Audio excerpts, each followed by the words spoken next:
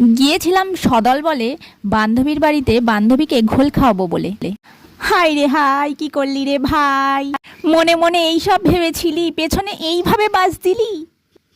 যাওয়ার সাথে সাথে গরম গরম দিয়ে দিল, না মানে খেতে। বান্ধবী রে, তুই এত এনার্জি পাস কোথা থেকে ভাই? আমার তো এত এনার্জি নাই। এত এত এত রান্না করেছে আমাদের জন্যে যে আমার চক্ষু চড়ক গাছে চলে গেছিল। যাওয়ার সাথে সাথে গরম গরম ভাতের সাথে দিল মোচার তরকারি। আর এই যে বাচ্চাদের জন্য রান্না করেছে মোচার বড়া, কি বলে ওটাকে, মোচার বড়াই বলে, যাই হোক, বেগুন ভাজা।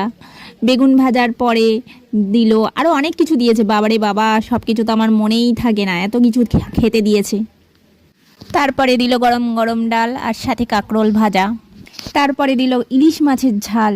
আর এই খেয়েই আমার যা হলো হাল। আর এটা আমি টপাটপ খেয়ে নিলাম, কারণ এটা আমার বেশ ভালোই লাগে, ফেভারিট খাবার।